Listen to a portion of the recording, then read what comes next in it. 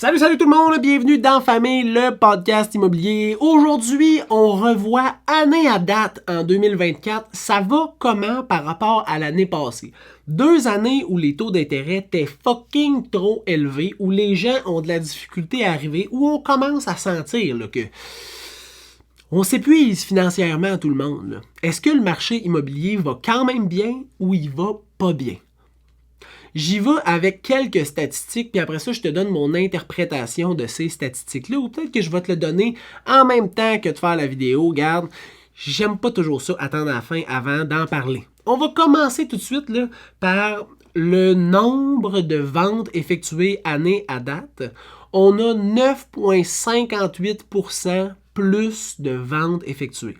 On est passé de 38 308 ventes au Québec d'effectuées jusqu'au 1er juin en 2023 à 42 367 ventes effectuées en 2024 jusqu'au 1er juin. Fait que malgré le taux d'intérêt qui est plus élevé, malgré les prix qui ont augmenté, on a quand même fait plus de ventes. Fait que si vous vous rappelez, là, en décembre 2023, j'ai fait une vidéo où je disais comment ça va aller l'immobilier en 2024. Je disais d'abord que j'aimais pas ça, faire des prédictions puis des prévisions, mais regarde, je voulais me mouiller. À date, on avait le bon trend. 2024 est une meilleure année que 2023. Fait que ça, première statistique. Le nombre de propriétés en vigueur, donc les propriétés disponibles. Là, moi, je check toujours condo, maison de ville, jumelé, maison unifamiliale. Je check jamais les terrains commerciaux, les multilogements, les gros plex, là, ça m'intéresse pas. C'est vraiment des propriétés pour des familles qui veulent habiter. On a 14,89% plus de propriétés en moyenne depuis le début de l'année dans le marché québécois. Ça veut dire qu'il y a vraiment plus d'inventaire pour les acheteurs. Troisième statistique super intéressante, le prix de vente versus le prix qui était affiché au départ sur Centris n'a pas bougé, on est à 97%. Ça veut dire qu'en moyenne, il y a 3% de négociation à chaque transaction où le propriétaire a besoin de baisser son prix jusqu'à 3% de moins que le prix qui était affiché au départ pour réussir à vendre. Troisième statistique intéressante. La quatrième, c'est le prix de vente médian qui est passé de 395 000 l'an passé à 418 000 cette année. C'est une augmentation de 5,50%. Normalement, là, dans un marché standard, là, pas post-COVID, là, un marché où tu oublies que le COVID a existé, là, on avait une augmentation de valeur d'à peu près 3%. 5,50%, c'est une augmentation de valeur qui fait vraiment plus de sens, qui a vraiment plus de sens, parce qu'on dit avoir du sens, qui a vraiment plus de sens que le 35% qu'on a pu voir, qui était complètement ridicule. Là. Fait que 5,50%, c'est une augmentation qui est grande, mais logique et respectable. La dernière stat que je veux vous parler, c'est le délai de vente moyen qui est passé de 55 jours l'an passé à 59 jours cette année. C'est pas plus long, ça reste fucking plus rapide que c'était. Parce que si on regarde le pré-COVID, on avait un délai de vente qui était comme entre 100 et 110 jours. T'sais. Là, délai de vente moyen, 59 jours, c'est pas loin de la moitié. 2 fois plus vite que de vendre en 2019. Ça reste rapide. T'sais. C'est un petit peu plus lent que les 30-35 jours qu'on a pu vivre dans les meilleurs mois là, des 4 dernières années, mais ça reste excessivement rapide. Là, je veux vous parler de ces statistiques-là. On se demande, est-ce que le marché immobilier, présentement, il va bien? T'sais, parce qu'il y a beaucoup de monde qui dit ah, ça va tout tomber, ça va exploser, les banques vont reprendre les maisons, vous allez avoir de la misère, on va perdre 50% de valeur. Vous l'avez entendu, ça là? On l'a vu aussi dans les journaux, on l'a senti, là, ça se parlait. Là. C'est pas le cas. C'est pas le cas. Les valeurs ont continué d'augmenter. T'sais. On a eu une prise de valeur de 5,50%. C'est excellent. Là. Le marché reste excessivement rapide. Si on recule là, de comme 4 ans, 5 ans, 6 ans, 7 ans, puis là on commençait à avoir des plus longs, ça pouvait prendre 3 mois, 4 mois, 5 mois, 6 mois, 8 mois, 1 an et demi vendre une propriété. Là. C'était pas, 6 mois de vente, c'était pas disproportionnel, là, c'était pas un cas isolé, là, ça arrivait régulièrement. Là, présentement, c'est encore excessivement rapide. Mais, il faut faire attention, le 59 jours qu'on a en moyenne, là, année à date, là, ça exclut les propriétés qui sont sur le marché depuis 6 mois, 1 an et demi, 2 ans, puis qui ne se vendent pas parce qu'ils ne sont pas au bon prix. Puis ça, quand on regarde le nombre de propriétés qui est sur le marché présentement, qui est comme 15% de plus, là, dans ce 15%-là, il y en a des propriétés qui ne sont pas achetables et qui ne seront pas achetées parce qu'ils ne sont pas au bon prix.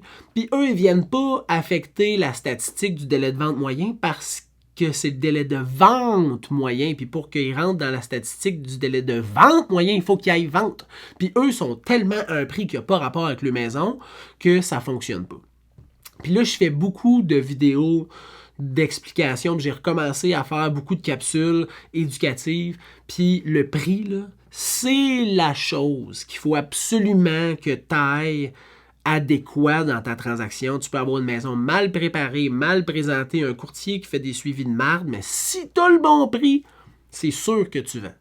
Fait que là, présentement, le fait que le délai de vente reste rapide, c'est parce que ces propriétés-là qui sont sur le marché affectent pas la statistique. Puis souvent, c'est à m'amener ces propriétaires-là, puis je le vois, là, ces propriétaires-là vont avoir eu un courtier, 2 courtiers, vont aller sur du proprio, vont revenir, puis à m'amener, ils vont slacker le courtier, ils vont en prendre un nouveau, puis là, ils vont mettre un prix qui a du sens, puis qui fonctionne avec les attentes des acheteurs, puis ils vont vendre tout de suite.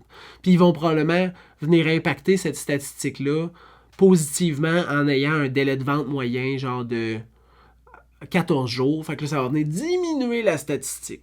Mais je vous le dis, là, 59 jours, c'est pas... C'est une statistique qui est un peu nuancée parce que c'est pas... Ce qui pourrait vraiment nuire à cette statistique-là est pas comptabilisé dans le calcul. Fait que c'est important. La négociation qui est faiblement présente, là, parce que c'est 3% de négociation en moyenne ou 3% de diminution de prix, le prix de vente versus le prix original, ça entre aussi dans le dernier mécanisme que je viens de vous parler. Si la propriété est retirée du marché, on prend un nouveau courtier, on prend un nouveau contrat, on affiche à un nouveau prix, ben cette baisse-là n'est pas comptabilisée non plus. Fait que je pense que cette statistique-là serait plus grande parce qu'on le voit sur le marché présentement que malheureusement, il y a encore des choix de mise en marché qui sont pas adéquats avec le marché et les attentes des acheteurs. Puis ça fait que les propriétés, ils restent. T'sais. Puis ils se vendent pas, puis après ça, ils switchent. Ils sont juste mis au bon prix, puis là, ils se vendent tout de suite. T'sais. Fait que je pense que la négociation est plus présente que ce que les statistiques peuvent démontrer. La réponse à la question « le marché est-tu en santé ?» là, le marché est en santé pour plusieurs points. Il y a plusieurs raisons qui m'apportent à dire que le marché est en santé présentement, mais le nombre de ventes effectuées est en augmentation. Hein? On a 9,58% plus de ventes effectuées année à date, ce qui est excellent parce que si je te dis je t'augmente ton salaire de 10%, ça va comme faire crus. Je suis content. C'est une belle augmentation. C'est 2 fois l'inflation. Fait que c'est en masse, là, c'est excellent. Fait que le nombre de ventes effectuées vient appuyer le fait que les acheteurs sont passés à l'action, les vendeurs sont passés à l'action, le marché est en train de bouger, puis il est en augmentation par rapport à l'année passée. Fait qu'il est en santé. Une belle croissance. Puis le nombre de propriétés en vigueur, même si la statistique d'après moi est un peu biaisée, démontre que les vendeurs ont confiance au marché. Parce que ces gens-là qui vendent, là, il faut qu'ils se replacent en quelque part. Là. Il faut qu'ils habitent en quelque part. Fait qu'ils ont confiance d'être capables de se retrouver à une autre place. Parce que si on recule 2020-2021, ce qui fait que le nombre de propriétés en vigueur était vraiment bas, tout le monde savait qu'ils pouvaient faire une grosse passe de cash en vendant leur maison. Mais où est-ce qu'ils vont aller après? Les personnes très âgées ne voulaient pas aller dans un CHSLD parce que tout ce qu'on voyait, là, c'était crissement mal géré. Tu ne voulais pas te ramasser là. Tu ne voulais pas avoir une douche aux 2 semaines, puis pas être capable de voir personne, puis voir ta fille derrière une vitre. Personne ne voulait ça. Première affaire. Puis il y avait des épidémies de COVID là-dedans. bordel. Là, là. Le monde qui est un peu plus jeune, qui était capable de continuer à entretenir une propriété, même si leur maison était claire, qu'il l'avait payé 150 000, avait mis 100 000 dedans, puis était capable de vendre cette maison-là 600 000, 550 000 présentement, mais il se disait, parfait, on va faire 4, 500, 600 000 de profit, mais où est-ce que je vais aller après, t'sais? Fait que ça gardait le nombre de propriétés disponibles vraiment bas. Mais là, on voit que le nombre de propriétés disponibles sur le marché est en augmentation. Fait que ça veut dire que les vendeurs ont confiance qu'ils vont réussir à se trouver autre chose. Tout ça m'apporte à regarder le marché et à me dire, présentement, ça va bien. Pour les acheteurs, c'est plus facile que v'là 1 an, plus facile que v'là 2 ans, plus facile que v'là 3 ans. Fait que je vous encourage à mettre de l'avant votre projet immobilier. Puis là, si vous me dites, ouais, mais le taux d'intérêt est haut, ouais, mais si t'attends, je te dis, tu vas attendre toute ta vie. Fait que je t'encourage à aller de l'avant. Si t'es un vendeur, le marché est excellent, je t'encourage à aller de l'avant dans ton projet aussi, mais écoute bien ma vidéo où je parle des 3 P du succès des ventes immobilières au Québec parce que tu veux être bien préparé, tu ne veux pas rater ton coup parce que tu peux rater ton coup. En 2021, tu ne pouvais pas rater ton coup. Ta maison pouvait être sale, laite, puée, pas au bon prix, tu allais la vendre quand même. Actuellement, en 2024, faut un minimum de structure et de préparation. Puis ça, je te donne tous les conseils dans ma vidéo qui est les 4 P du succès de vente immobilière au Québec. Si vous avez des questions, vous voulez que je discute de quelque chose, je peux faire un live sur TikTok, je peux vous faire une vidéo sur YouTube, je peux vous écrire en privé. Vous pouvez m'écrire en privé aussi au info@commercialserviceimmobilier.ca. Ça va me faire plaisir de vous aider. Si vous avez peu importe quel sujet que vous vouliez que je touche, faites juste le marquer en commentaire ou entrez en contact avec moi, ça va me faire plaisir. Je vous souhaite une méchante bonne fin de journée, puis on se revoit à la prochaine vidéo.